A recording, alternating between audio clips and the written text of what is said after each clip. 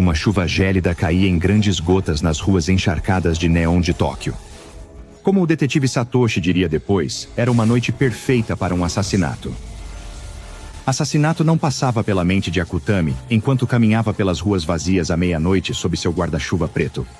Bem, exceto talvez o assassinato do seu chefe. Dava para ver o cansaço nos olhos do jovem assalariado e as olheiras abaixo deles.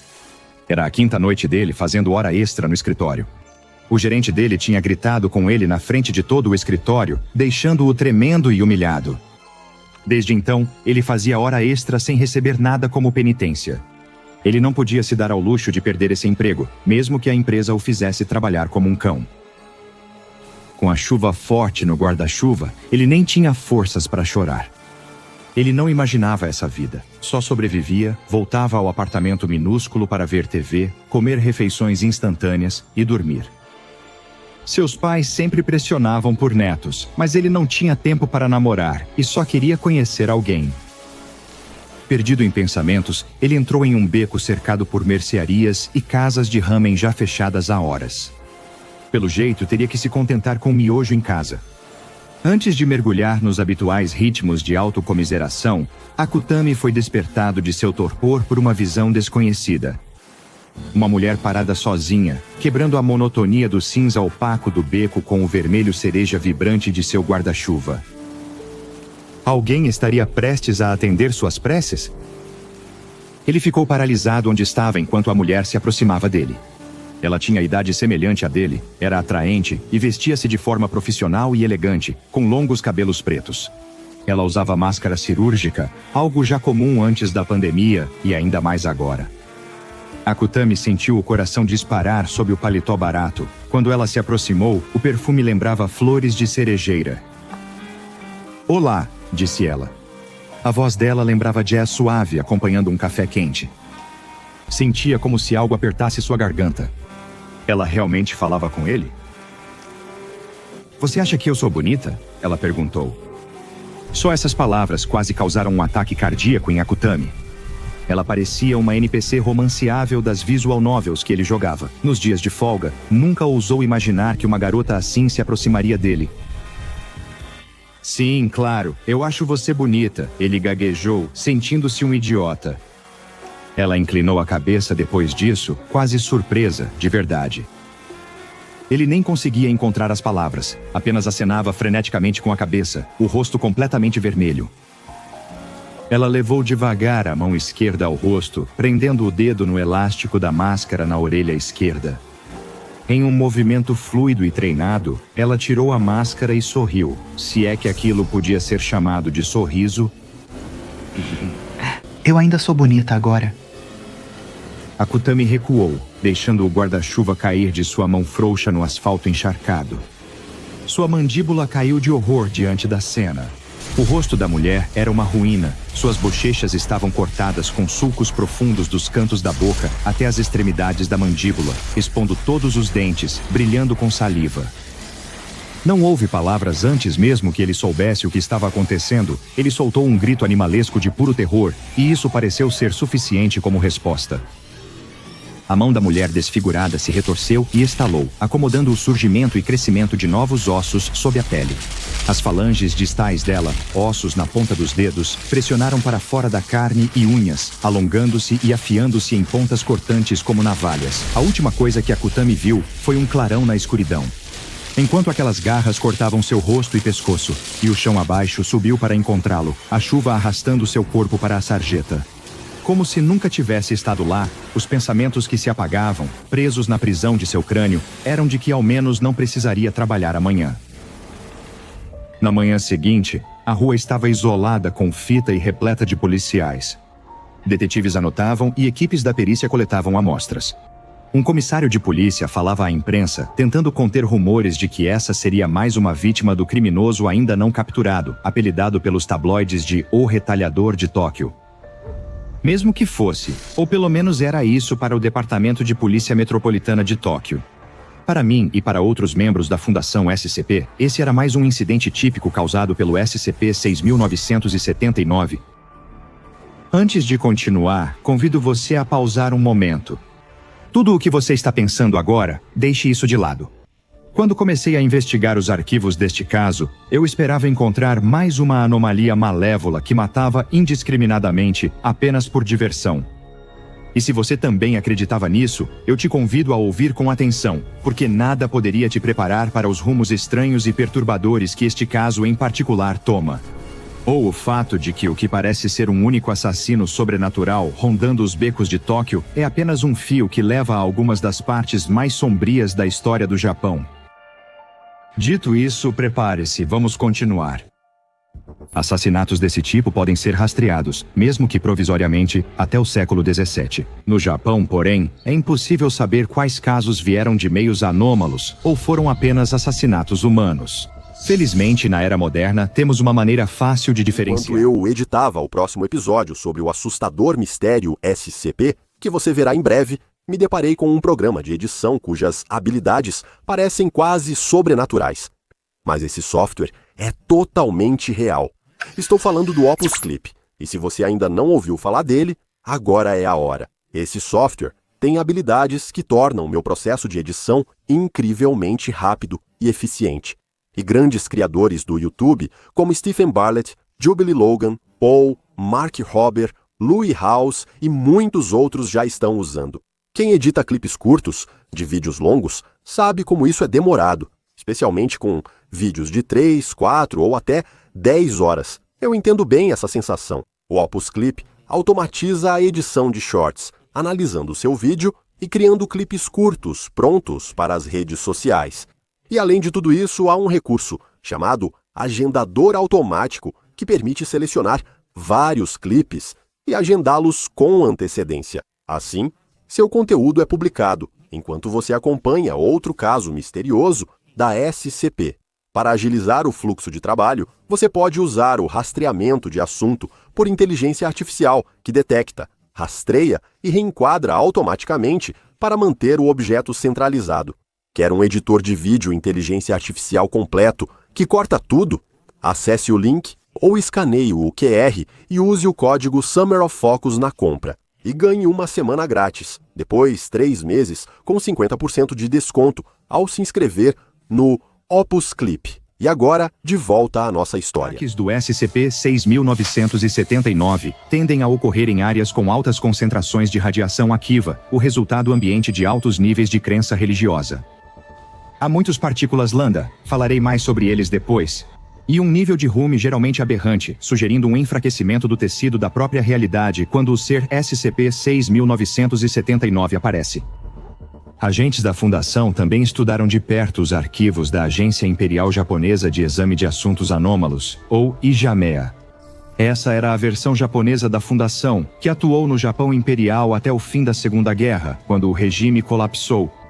Sem surpresa, entre todos os outros yokai reais documentados pelo grupo, havia muita documentação sobre os ataques. Por uma entidade que parecia assustadoramente consistente com o SCP-6979, claro, qualquer pessoa com um mínimo de familiaridade com lendas urbanas japonesas provavelmente estaria gritando para a tela agora, esperando que eu dissesse 2 palavras extremamente importantes. Kuchisake Onna, ou Mulher da Boca Rasgada, é uma figura recorrente entre os monstros modernos do folclore japonês, causando histeria em massa nos anos 1970. Relatos de uma mulher misteriosa de máscara cirúrgica se aproximando de crianças circulavam em conversas sussurradas em escolas e entre pais preocupados. Supostos encontros com ela acontecem quase exatamente como o cenário que descrevemos anteriormente com o infeliz assalariado Akutami. Nesse caso, ela se aproxima e pergunta a alguém, geralmente um homem, se a considera bonita. Se ele responder que sim, ela remove a máscara e mostra sua grande desfiguração facial. Se a pessoa disser não ou tiver qualquer reação que possa ser interpretada como desagrado, ela mata a pessoa ali mesmo. Se a pessoa disser sim só para agradar, ela mutilará o rosto dela, deixando-o muito parecido com o dela. Afinal, porque todos não desejariam ser bonitos? As origens da lenda variam. Alguns dizem que ela era uma mulher desfigurada por uma cirurgia plástica mal feita, outros que é o Yurei, espírito vingativo da esposa de um samurai. Ao encontrá-la nos braços de outro homem, o samurai cruel cortou seu rosto para que ninguém mais a achasse bonita. Agora ela ronda o Japão moderno, se vingando de homens lascivos pelo que foi feito com ela. Apenas uma parte dessa história é verdadeira. Ela está de fato se vingando, mas quem a prejudicou certamente não foi um amante nem um samurai. Com um conhecimento prático do que estava acontecendo aqui, o objetivo da fundação passou a ser encontrar uma maneira de conter esse espírito vingativo e parar os assassinatos. Mas havia dois problemas. Ela tinha talento para escolher vítimas sem testemunhas físicas e também a habilidade de ser intangível seletivamente. É impossível colocar algemas em uma entidade que pode simplesmente desaparecer. Para conter a SCP-6979, a Fundação foi forçada a superar alguns de seus preconceitos contra magia e misticismo. Para trabalhar com um grupo de interesse local, o Shushuin, ou Agência de Coleta, esse grupo menor é composto em grande parte por poderosos praticantes esotéricos de Shintoísmo e Shugendo. Eles atuam como a fundação, porém localmente, adotando rituais tradicionais e métodos populares. Em vez da tecnologia que a Fundação costuma empregar, trabalhando com os recursos e tecnologia da Fundação, os especialistas do Shushuin elaboraram um ritual que permitiria a uma força-tarefa móvel emboscar a SCP-6979 e até mesmo capturá-la. Eles selecionaram algoritmicamente o local mais provável para uma aparição da SCP-6979. Depois, formaram uma equipe da força-tarefa com visores especiais que impediam a detecção automática pela anomalia. Como ela era observada por um terceiro, um membro da classe D foi escolhido como isca perfeita. Ele recebeu uma coleira que o impediria de ceder a qualquer tipo de compulsão psicológica que a aparição do SCP-6979 pudesse causar. Ele também recebeu instruções detalhadas sobre o roteiro de uma conversa típica com a anomalia. Assim, ele evitaria falar algo que o levasse à morte antes de conseguir as respostas que a Fundação buscava. O local estava cheio de talismãs esotéricos e âncoras de realidade Scranton, na tentativa de evitar que o espírito se desmanifestasse durante a emboscada da Fundação. Mesmo os planos mais bem feitos de ratos e especialistas em conter anomalias costumam falhar. Como previsto, SCP-6979 realmente se manifestou e tentou fazer seu teatrinho com o Classe D. Após ela tirar a máscara, as coisas ficaram estranhas. O Classe D fez exatamente o que foi instruído a fazer, tentando perguntar a ela se ela era a verdadeira Kuchisake Onna. Ela claramente não gostou quando ele mudou de assunto e começou a fazer perguntas tão pessoais. Apesar das tentativas da Força-Tarefa Móvel e de seu equipamento fortalecido ritualmente para detê-la, ela começou a desaparecer novamente. Com medo de morrer ao fracassar, o Classe D entrou em pânico e agarrou a anomalia. Ela não tentou matá-lo. Em vez disso, ele simplesmente desapareceu da existência junto com ela e foi declarado morto quando não apareceu novamente por alguns meses. De qualquer forma, porque a coisa mais chocante que aconteceu, e a primeira grande reviravolta nesse caso, foi que o Classe D reapareceu com gravações em vídeo. Assim começa a primeira reviravolta bizarra da nossa história, mas não a última, como era procedimento padrão para esse tipo de operação. Uma câmera estilo GoPro foi presa ao Classe D antes da emboscada para coletar o máximo de dados em caso de resultado catastrófico. Quando o Classe D recuperou a consciência após desmanifestar, percebeu estar em algo parecido com um espelho sombrio da Tóquio que conhecia. Casas Matia antigas, um céu vermelho sangue, água negra, o chão coberto por uma tempestade estática de cinzas e fuligem. E ele não estava sozinho. Era o SCP-6979. Mas ela parecia diferente em vários aspectos sutis. Em vez de roupas modernas, ela estava vestindo um shiro shozoku, um kimono de enterro tradicional. O cabelo dela estava mais longo, as mãos viraram garras e seu rosto cheio de cicatrizes estava descoberto. Estranhamente, embora ela estivesse confusa com a presença do Classe D ali, não parecia agressiva, apenas distante. Acusou-o de ser um servo do imperador. Mas, à medida que o Classe D continuava a seguir SCP-6979 por essa estranha dimensão alternativa, ele começou a descobrir algumas coisas fascinantes. O lugar onde ele estava agora preso era Mamonokai, o domínio dos yokai, um equivalente espiritual ao mundo de carne que o resto de nós habita. As entidades desse mundo não caçam humanos por natureza, mas precisam da crença humana para sobreviver. As partículas lambda, como descobriu a Fundação, eram vestígios metafísicos da crença popular humana. E SCP-6979 havia, em essência, assumido a forma de Kuchisake Onna para preservar a crença em si mesma. Mas o que aconteceu com o mundo de Mamonokai? Por que era uma terra desolada? Essas eram perguntas cujas respostas a anomalia já sabia, mas a busca pela verdade levou a Fundação SCP a conclusões muito perturbadoras. Esse espírito vingativo tinha razões para querer se vingar do mundo humano. Durante a Segunda Guerra Mundial, A já mencionada Agência Imperial Japonesa de Exame de Assuntos Anômalos liderou uma campanha violenta em um espaço extradimensional. Eles massacraram inúmeros habitantes e escravizaram até 1000 entidades para criar o que chamaram de Batalhão Yokai, espíritos japoneses militarizados com o objetivo de aterrorizar e matar vítimas na China ocupada. Parecia uma ideia excelente para as sensibilidades nacionalistas do Japão Imperial, mas logo se provaria um desastre trazido para a realidade corpórea. Aconteceu que muitos no Batalhão Yokai eram tão vulneráveis a balas quanto qualquer ser humano. Assim, a maioria do batalhão foi massacrada ao entrar em combate. O projeto foi considerado fracasso pelo tempo e recursos gastos no treinamento dessas criaturas anômalas. Mas o dano já estava feito a Mamonokai, com grande parte de sua população brutalmente massacrada pelas forças de ocupação. Em um ato que parecia quase de despeito, os Ijameya então realizaram um ritual de selamento complexo para cortar o vínculo entre Mamonokai e o mundo corpóreo. Isso condenou quase tudo a uma morte lenta por fome, pois não podiam se alimentar da crença humana fora do selo. Até mesmo o SCP-6979 teve uma sorte excepcional com suas brechas, por mais fugazes que fossem, e exigindo violência e medo para serem mantidas. Descobrir tudo isso horrorizou a Fundação, que não fazia ideia de que os Ijameya haviam escondido tais atrocidades dela.